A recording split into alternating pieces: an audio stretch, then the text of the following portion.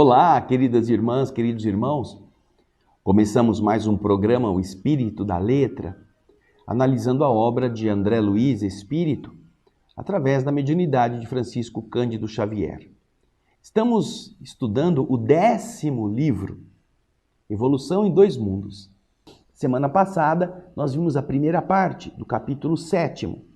Hoje, vamos dar continuidade e terminarmos este capítulo com os comentários de André Luiz, que a gente respeita, porque a gente faz a leitura, mas em cada subtítulo com uma visão mais fácil de você entender o que André Luiz quis dizer naquele subtítulo específico. Eu preparo um resumo, que procuro ser fiel àquilo que está dito por André Luiz, e logo depois nós vamos fazer a leitura do subtítulo, que está no livro, com todas as palavras e frases que aquele subtítulo apresenta. Tá bom? Então agora vamos lá. Pegue lá o seu aparato de estudo e vamos ver o resumo que eu, André Luiz, fiz desta sequência no subtítulo Hereditariedade e Afinidade. Vamos ver o que André Luiz quis dizer neste subtítulo. Vamos ao slide. Então André Luiz nos está explicando o seguinte: até o reino hominal, o reino do ser humano, os espíritos semeadores divinos organizavam o progresso das formas. O corpo ia sendo organizado e a própria mônada, você vê aí, era ajudada para que pudesse crescer, como se faz com a criança irresponsável perante a sociedade humana. O ser infantil precisa de amparo, precisa de orientação, e os espíritos semeadores divinos estavam organizando o progresso das formas, o progresso dos corpos, fazendo com que a mônada celeste, aquela mônada espiritual inicial, pudesse ir também sendo conduzida. Com a conquista da experiência e do conhecimento, aquele princípio que antes era um princípio ainda infantil, torna-se responsável pela construção do seu próprio caminho em direção à herança celeste, proveniente da consciência cósmica. Nasce e morre no corpo para elevar seu nível cultural moral ou para refazer o que deixou para trás. Este já é um objetivo do nascer e renascer deste princípio inteligente, agora no reino hominal. Ele vai melhorar o seu nível cultural e moral, ou ele precisa renascer para fazer aquilo que ele não fez. Isso faz com que cada um tenha que viver na terra ou no além-túmulo, junto daqueles que lhe são iguais. Uma vez que no plano físico a hereditariedade e a afinidade no plano espiritual, ambas, hereditariedade e afinidade, cada um no seu plano, uma no plano físico e a outra no plano espiritual, são leis infalíveis que determinam que a alma se diferencie por seus próprios esforços, aprendendo a reger-se pelo bem invariável que lhe dá equilíbrio e também poder sobre os fatores do próprio ambiente, podendo criar valores mais nobres para seus impulsos de perfeição. Então agora, chegada à etapa hominal, a mônada espiritual, aquela que estava perdidinha lá no começo, no reino mineral, que depois se tornou princípio espiritual, onde estava estagiando entre as plantas, o reino vegetal, e agora depois evoluiu para princípio inteligente no reino animal, ao chegar à condição de espírito, depois de passar pelo reino animal e desenvolver-se, agora ele é coautor. Ele não é apenas espectador, em que outros fazem a peça, em que outros constroem o cenário, em que outros costuram a sua fantasia para aquele tipo de papel. Agora ele também é coautor. Então, ele precisa desenvolver-se, já que agora a sua vontade é fator que interfere, inclusive, nas células físicas, ele precisa renascer para melhorar-se culturalmente ou moralmente e também para fazer aquilo que ele deixou de fazer na etapa anterior. E assim ele vai amadurecendo. E, obviamente, da mesma forma que ele precisa renascer carregando as características biológicas que a hereditariedade de seus pais lhe forneça com a impressão digital de suas vibrações, então ele tem que renascer entre aqueles com quem ele tem compromissos, que lhe são, hereditariamente falando, os causadores do corpo, mas também atraídos pela afinidade. Como espírito, ele estará entre aqueles com quem ele tem compromissos. E ele poderá melhorar-se à medida em que ele vá buscando mais avanço, mais aprofundamento. Ele poderá sofrer um aceleramento de sua própria evolução pela sua própria vontade. Bem, depois que nós entendemos esse resumo, o que André Luiz está explicando aqui, nós vamos ver agora o texto do livro. Vamos pegar o slide desse mesmo texto e vamos ler. Vamos acompanhar aí. Hereditariedade e afinidade.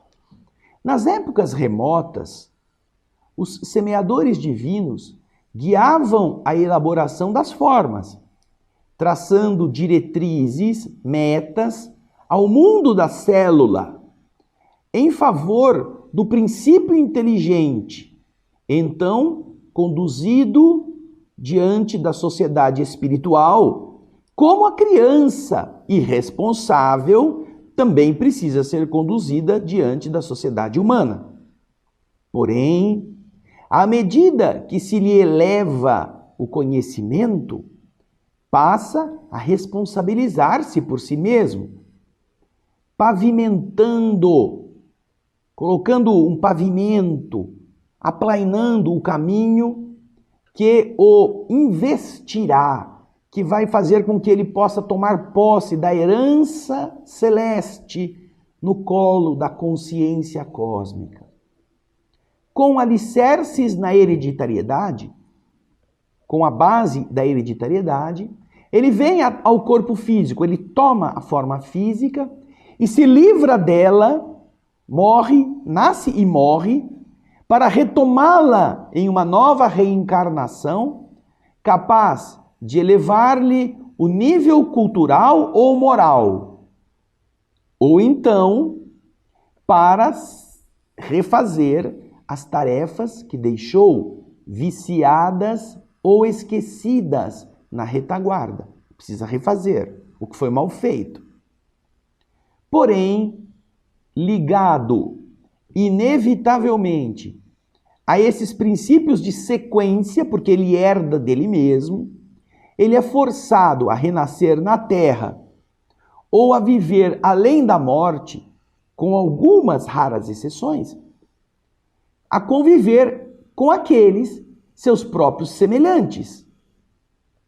Porquanto hereditariedade e afinidade, no plano físico e no plano extrafísico, respectivamente, são leis irresistíveis, sob as quais a alma se diferencia para a esfera superior, por sua própria escolha, aprendendo com larga soma de esforços a reger-se pelo bem invariável, que, ao lhe assegurar equilíbrio, também lhe confere poder sobre os fatores das circunstâncias do ambiente que o envolvem, a fim de criar valores mais nobres para os seus impulsos de perfeição.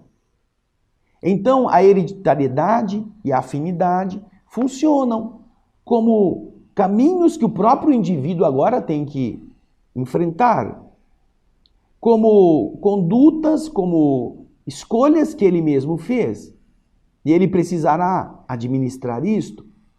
E é desta forma que ele, como espírito, agora também pode acelerar ou não o processo de elevação. Ao criar valores mais nobres, no seu esforço, ele estará se vinculando a espíritos igualmente afinizados pelos mesmos valores. Mas se ele não quer, se ele gosta das coisas viciadas que ele já fez, ele estará com os viciosos. Porque é afinidade. E esta afinidade, ela vai acontecer tanto no plano físico, que é aquele do corpo, quanto no plano espiritual, que é aquele da alma. É a atração. No caso da matéria, magnética. No caso da alma, afetiva, de interesses, vibratória. Veja que interessante. E isto vai fazer dele alguém que vai manter-se mais tempo entre os viciados ou vai fazer com que ele fique pouco tempo nos erros cometidos se ele buscar esse impulso de perfeição. No caminho, como ele disse ali, da consciência cósmica. Ele precisará pavimentar essa estrada que o levará a essa consciência cósmica de onde ele veio. Tornar-se herdeiro. Por falar nisso, nós vemos essa experiência acontecendo. Imagina que o pai é um homem de negócios, um homem que saiu da miséria e construiu um império. E agora ele tem filhos, que ele sabe que precisarão aprender a fazer as mesmas coisas. Então, quando o pai ou a mãe tem essa consciência, ele não vai fazer o filho começar o trabalho já lá na gerência. Não. Ele bota o filho para trabalhar na expedição. O filho vai ser empregado, você vai trabalhar, tem horário, você vai ter que chegar cedo. Você não é filho do dono da empresa, você é um funcionário. E a partir daí o filho tem que começar a aprender onde estão os problemas, como pode resolver. E dali ele passa do funcionário que entrega, que faz pacote, para o funcionário que vai ver o estoque, que vai ver o que está faltando. Ele vai entender o mecanismo. Não é que o pai é mau. Não. O pai está preparando aquele filho, porque os outros funcionários vão ser sempre aquilo. Mas o filho um dia vai tomar conta da empresa. E para que ele tome conta da empresa, ele precisa conhecer tudo. Toda a rotina da empresa, todos os nós, todos os problemas, tudo aquilo que acontece por debaixo, porque senão ele não vai saber administrá-lo.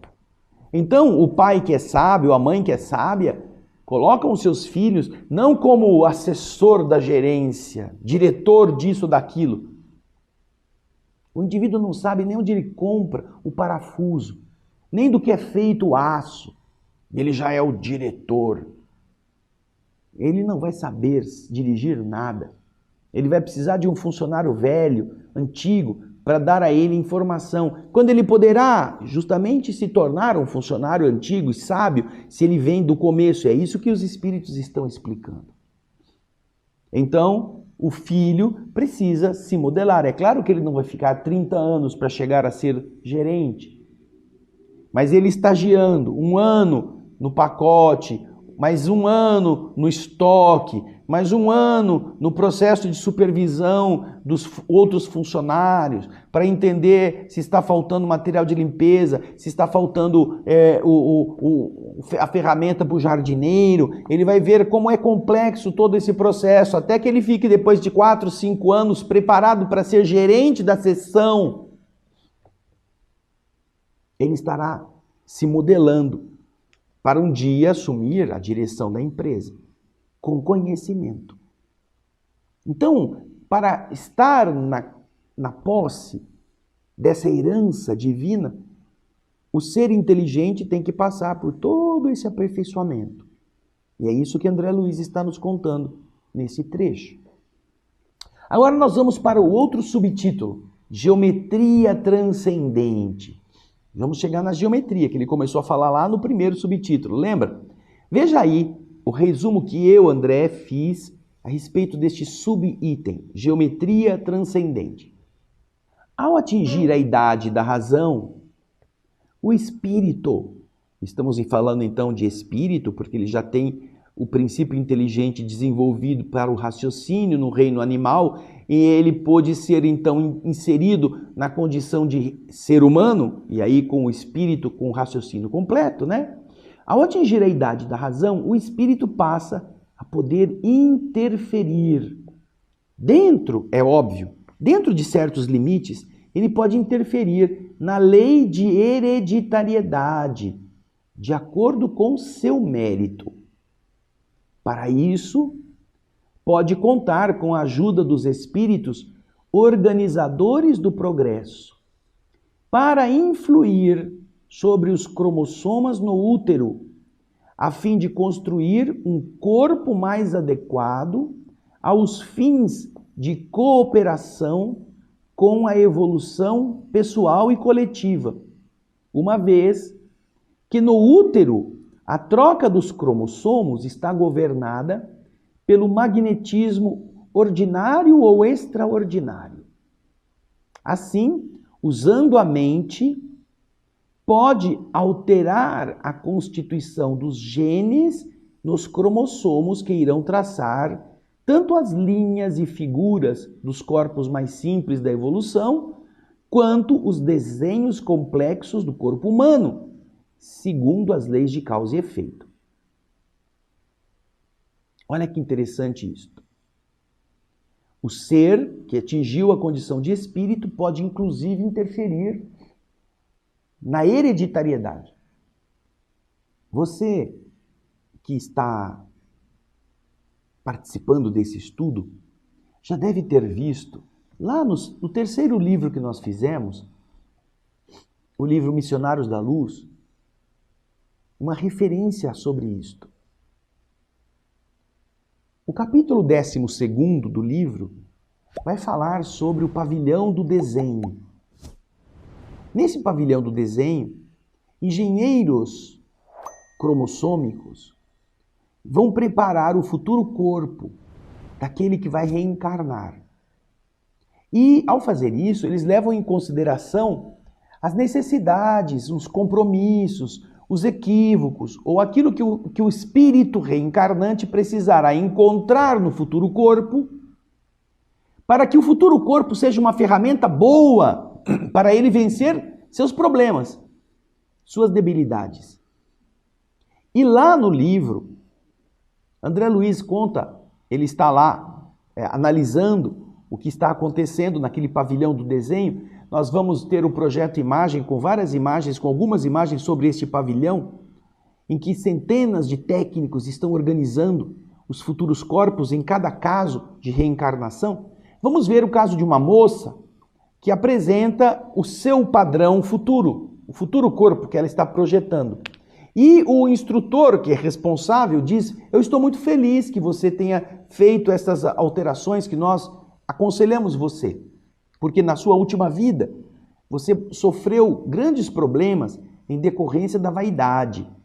E agora, na futura, aceitando as recomendações que nós fizemos, você compreendeu a necessidade de sofrer uma disfunção hormonal, metabólica, que irá fazer com que o seu futuro corpo não seja tão esbelto, tão bonito, tão esguio. Ele vai ter a tendência de ser mais obeso, já dentro da própria natureza biológica.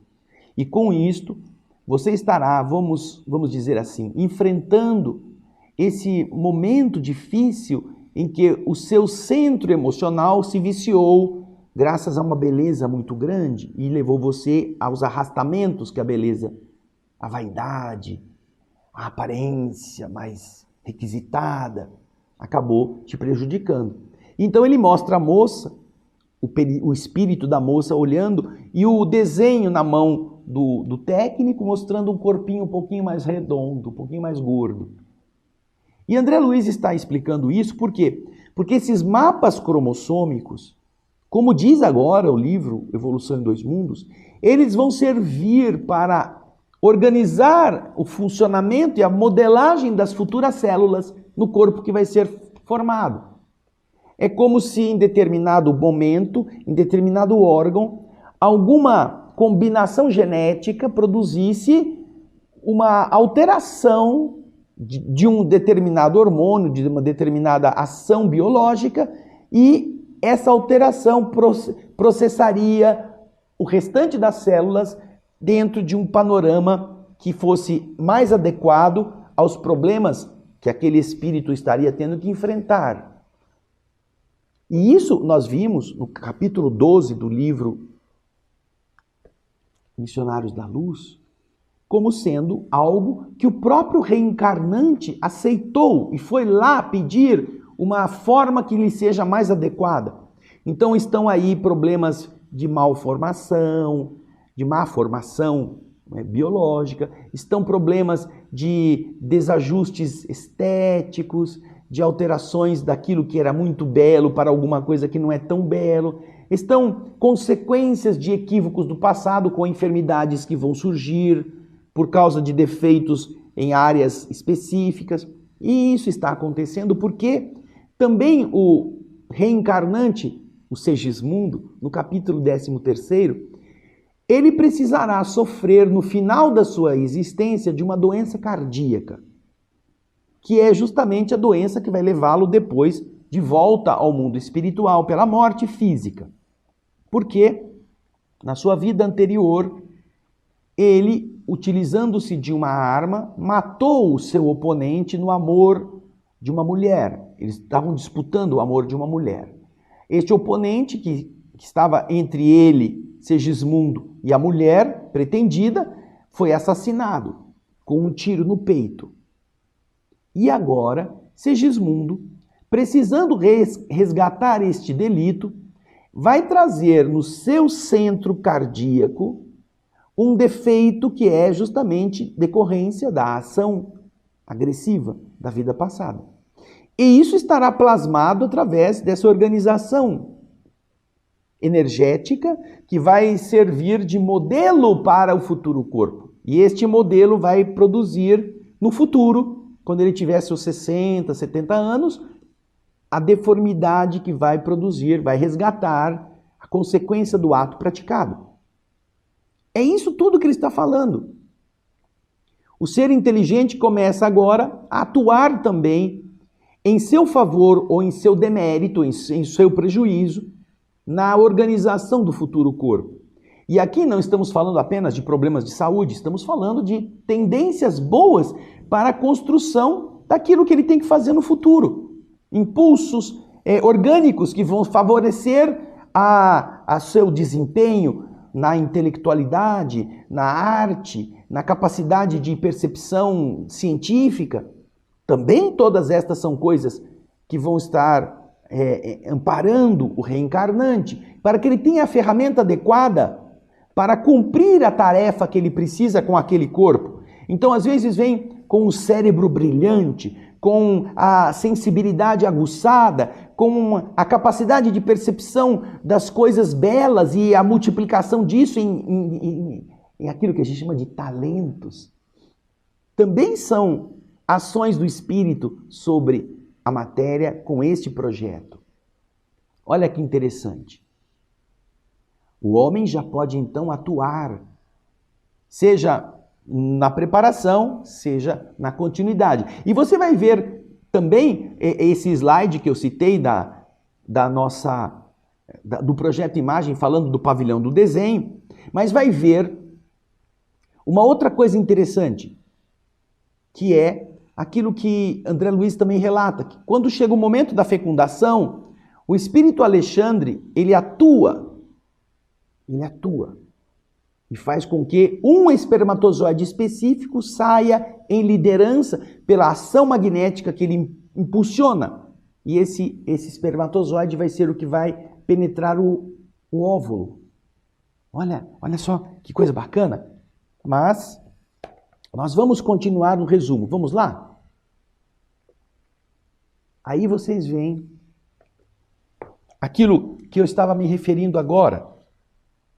O livro Missionários da Luz, no capítulo 13, sobre a reencarnação de Segismundo, mostra a ação magnética do instrutor Alexandre sobre o espermatozoide, que seleciona aquele que seja o mais adequado à formação do futuro corpo do reencarnante, de acordo com as necessidades dele. E você vê, olha, uma bolinha na barriga da Raquel, que é a que está deitada, e ampliada como se fosse uma lente de aumento, você percebe que aquele glóbulo de amido amarelinho, onde está o óvulo da mulher, vai sendo atingido primeiro por um espermatozoidezinho que está mais ali, mais forte, mais clarinho, pela ação mental do Alexandre, que magnetiza aquele espermatozoide para selecioná-lo, a fim de que o material genético desse espermatozoide possa unir-se ao material genético da futura mãe e produzir o corpo adequado para aquilo que o reencarnante vai precisar. Olha só a capacidade do espírito em relação a isto. Bem, já que a gente já viu como que funciona esse negócio, vamos ler o texto agora. Vamos lá? Vamos ver o texto Geometria Transcendente. Chegada a essa altura, a essa eminência, a criatura submete-se à lei da hereditariedade com o direito de alterar-lhe as disposições fundamentais até um ponto não distante do limite justo, segundo o merecimento de que ela disponha. Para ajudar aos semelhantes na escalada a mais amplas aquisições na trilha evolutiva, recolhe, assim, conta desta forma, com a ajuda preciosa dos organizadores do progresso, na mitose do ovo, na multiplicação das células do ovo, que vai lhe facultar um novo corpo no mundo, uma vez que toda troca de cromossomos no vaso uterino está invariavelmente presidida, governada por agentes magnéticos ordinários ou extraordinários, conforme o tipo da existência que se faz ou se refaz com as chaves da hereditariedade atendendo aos seus fins. Eis porque, interpretando os cromossomos à maneira de caracteres em que a mente inscreve nos corpúsculos celulares que a servem as disposições e os significados dos seus próprios destinos, caracteres que são constituídos pelos genes, como as linhas são formadas de pontinhos, essas linhas que a gente risca são minúsculos pontinhos, esses genes aos quais se misturam os elementos chamados bióforos e, tomando os bióforos, que são grânulos visíveis da cromatina, nesses pontos, como sendo os grânulos de tinta que os cobrem, será lícito comparar os princípios germinativos nos domínios inferiores aos traços da geometria elementar, que apenas se vale de linhas e figuras simples da evolução, para depois encontrar nesses mesmos princípios, nos domínios já superiores da alma, a geometria transcendente, mais complicada, aplicada aos cálculos diferenciais e integrais das questões de causa e efeito. Causa e efeito. Não é apenas modelar um corpo comum, um espírito que não tenha merecimentos maiores. Ele vai ter a hereditariedade tomando conta das suas questões. Basta multiplicar pela mitose as células ou pela meiose, basta fazer os mecanismos automáticos que ele já terá o corpo que ele precisa. Porém, se ele é um espírito mais elevado, se ele é um espírito que tem merecimento, se é um espírito que vai desenvolver uma tarefa importante para a coletividade, ele poderá interferir e contar com a interferência de espíritos amigos, para que isso possa municiar o seu futuro corpo de questões muito mais delicadas, de percepções muito mais específicas para a realização daquilo que ele precisa fazer. É isso que André Luiz está dizendo. Então, seja para a geometria básica. Você pode imaginar, você pode construir o rosto de uma pessoa usando quadrado, círculo, triângulo e outras figuras básicas. Mas vai ficar um treco meio esquisito, meio assim, cheio de arestas. Mas se ele só precisa disso, é o suficiente. Mas se é um artista ele vai precisar de talentos de estruturas mais limpas, de linhas mais perfeitas. Então, outros trabalhadores estarão ajudando a depurar esse desenho, fazendo com que já não seja mais um bonecão, seja um rosto mais primoroso, mais organizado, com uma estética qualificada, para que aquilo que ele precisa fazer realmente ele atinja o objetivo. Então você vê que esta geometria transcendente funciona desta maneira. Do mesmo modo que uma linha precisa contar com o papel onde está a matéria para ser organizada, para ser riscada, e ao mesmo tempo precisa contar com a tinta que vai pintar cada pontinho. A tinta seria as características genéticas que o espírito vai impor. Também o espírito, um espírito pouco merecedor, não terá muita variação na tinta que vai usar. Pode ser um corpo comum, mas um espírito mais nobre poderá contar com uma geometria muito mais delineada, muito mais adequada para aquilo que é a sua tarefa evolutiva, porque vai atuar em favor de outras criaturas, vai gerar benefícios para mais pessoas. E isso é uma das tarefas que enaltece o mundo, não porque ele seja importante, mas porque o que ele vai fazer é importante. Muito bonito isso, não é? Bom, agora a gente vai para o último subitem. Hereditariedade e conduta. Vamos ver então o que nós pudemos resumir a respeito. Desta forma, diz o André, né, e aqui digo eu, num resumo, o corpo herda do corpo segundo aquilo que a alma, nas disposições da sua mente, já acumulou, reconhecendo-se que a hereditariedade relativa, porém obrigatória, vai entalhar aquele corpo físico adequado para suas necessidades evolutivas no sentido amplo. Porém, por sua conduta feliz ou infeliz, ele pode piorar ou melhorar a intensidade das bênçãos ou dificuldades do programa, já que ele pode atuar de maneira magnética sobre esses bióforos, que são essas unidades de força sensíveis à ação da mente no citoplasma. Ele pode atuar magneticamente sobre os bióforos, projetando primeiro sobre as células e, em consequência, sobre o corpo, sobre os órgãos, os estados positivos ou negativos de sua mente, o que fará mais leve ou mais grave a sua própria situação, de acordo com a sua escolha do bem ou do mal. E aqui nós voltamos a lembrar a você sobre o livro Ação e Reação, que já fizemos também neste programa. Vá até o livro e você verá os débitos piorados, os débitos estacionados, os débitos acumulados, os débitos suspensos, os débitos atenuados e os débitos pagos. São capítulos deste livro Ação e Reação que estão vinculando a dívida ao comportamento do devedor. Como é que ele pôde atenuar o sofrimento tendo um comportamento mental diferente? Ou como é que ele piorou o sofrimento pela sua estrutura rebelde?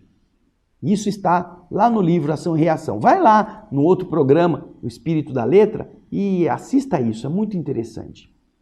Agora então, nós vamos ler o que André Luiz está dizendo para terminarmos o capítulo 7º, Hereditariedade e Conduta. Portanto, como é fácil de sentir e apreender, o corpo herda naturalmente do corpo, segundo as disposições da mente que se ajusta a outras mentes, nos círculos da afinidade. Cabendo, portanto, ao homem responsável reconhecer que a hereditariedade relativa, mas obrigatória, vai esculpir-lhe o corpo físico de que ele necessita em uma determinada encarnação, não lhe sendo possível alterar o plano de serviço que mereceu ou de que foi incumbido, segundo as suas aquisições e necessidades. Isso ele não pode mudar, mas pode, pela própria conduta feliz ou infeliz, acentuar ou atenuar a coloração dos programas que lhe marcam a rota, através dos bióforos ou unidades de força psicossomáticas que atuam no citoplasma, projetando sobre as células e, consequentemente, sobre o corpo, os estados da mente, que estará enobrecendo ou agravando a própria situação de acordo com a sua escolha do bem ou do mal. É o texto que encerra o capítulo 7º, preparando-nos para o capítulo 8º, que vai ser evolução e metabolismo, na próxima semana. Mas você está vendo aqui, olha, tristeza não cura doença. Depressão não resolve o problema. Apenas piora. Porque você vai envenenar as células pelos bióforos, pelo seu padrão negativo do magnetismo deprimido, pessimista. Daí ser importante que nós não nos fixemos nas coisas ruins. Perdoar, como disse Jesus, é processo de limpeza. É higiene para a saúde do corpo. Você vai fazer com que você não fique mais doente do que já está. E é isso que nós precisamos nos recordar. Nossa ação mental agora atua sobre a matéria. Nós não vamos poder, por exemplo, se nascemos sem uma perna, com muito otimismo fazer a perna crescer, porque nós vamos precisar desse aleijume, passar por isso. Mas nós podemos diminuir o sofrimento com uma postura otimista, poderemos construir, quem sabe, com generosidade, interesse nos outros que nos ajudem a comprar uma perna mecânica e a gente colocá-la no lugar e levar a vida, e, ao invés de ser aquilo um obstáculo para você vencer. Não, nós transformamos isso. E é isso que o livro Ação e Reação nos está informando. Leia, volte lá. Atenda a esta solicitação do André Luiz na compreensão de que você pode ser saúde ou doença, independentemente da enfermidade que o seu corpo tenha. Porque você atua sobre as células, que reagem sobre os órgãos e tecidos, que reagem sobre o equilíbrio do corpo inteiro. E você pode melhorar ou pode piorar. Lembre disso. A alegria já curou muita gente, mas a tristeza nunca sarou ninguém. Com isso, nós deixamos você com a notícia de que você é seu médico, ou é seu carcereiro, ou é seu algoz, ou você é aquele que baixa o machado no pescoço. Você mesmo. Pense nisso. Na próxima semana, eu espero você para o capítulo 8º do livro Evolução em Dois Mundos. O capítulo que vai falar do metabolismo. Evolução e metabolismo. Vai lendo, não fica esperando não, vai lendo já. Vai vendo as dificuldades, vai procurando as definições no dicionário e na próxima semana a gente vai falar sobre ele. Se você puder, faz o seu comentário, diz o que você está achando, onde que dá para melhorar, como você acha que dá para ficar um pouco mais claro para você, porque o nosso desejo não é te impressionar com os termos técnicos, não. Nós queremos que você entenda. Por isso estamos fazendo um resumo, tá bom? Um grande abraço, obrigado pela sua audiência. Compartilhe, avise seus amigos, leve na casa espírita a explicação que você está entendendo deste livro, porque muita gente tem medo de pegar o Evolução em Dois Mundos, porque acha que não vai entender nunca nada. Mas você vai perceber que é possível, como está sendo até agora. Obrigado pelo seu carinho, pela sua audiência. Até o próximo. O Espírito da Letra e muita paz.